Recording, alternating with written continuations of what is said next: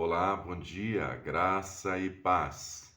Hoje é o nosso dia de número 38, perseverando na oração. Lucas 18, versículos 1 a 8. Jim Cymbala, pastor da igreja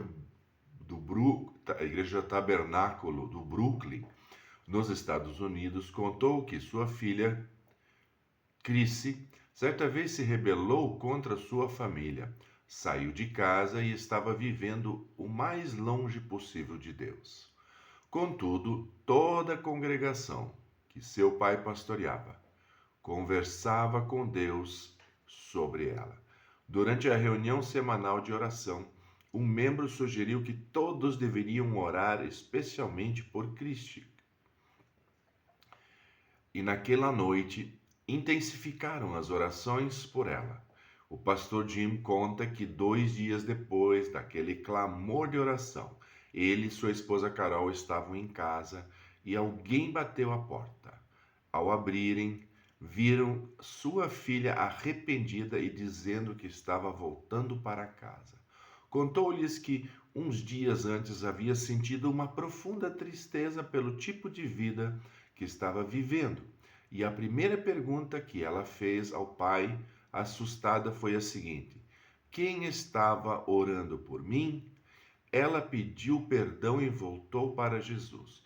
O casal Cymbala concluiu que o momento em que a filha estava sendo tocada pelo Espírito Santo de Deus era o mesmo momento em que a igreja estava orando por ela. No texto de Lucas, capítulo 18, versículos 1 a 9, o Senhor Jesus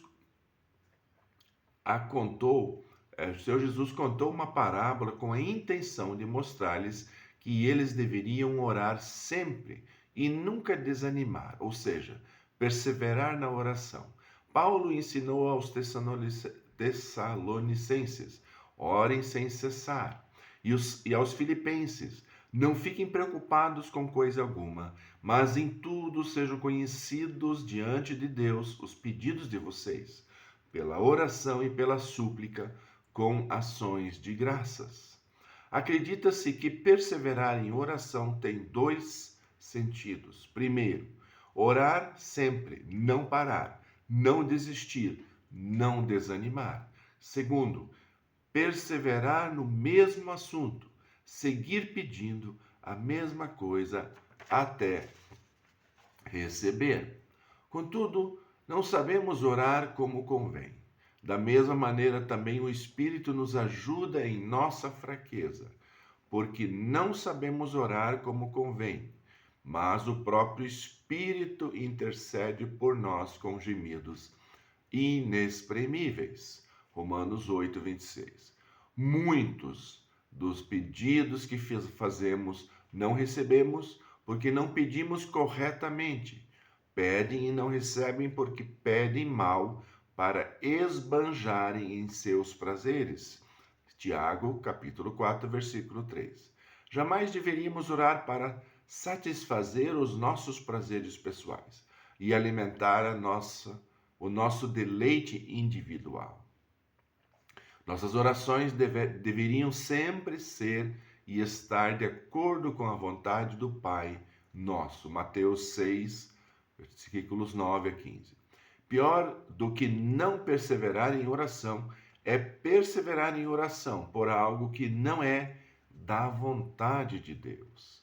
Quando perseveramos em oração naquilo que Deus quer, independentemente da resposta, não ficaremos tristes, frustrados, nem decepcionados, pois a vontade de Deus sempre será boa, agradável e perfeita. Inácio de Loyola disse: haja como se tudo dependesse de você, sabendo bem que, na realidade, tudo depende de Deus. Portanto, a ordem é: alegrem-se na esperança, sejam pacientes nas tribulações e perseverem na oração. Romanos capítulo 12, versículo 12. Que bênção, que possamos perseverar em oração, diariamente levarmos as nossas petições os nossos agradecimentos ao nosso Deus. E que nós tenhamos tanta intimidade com Deus, que dessa forma as nossas orações estejam alinhadas à vontade de Deus. Que aí teremos respostas maravilhosas para a nossa vida. Pedidos de oração.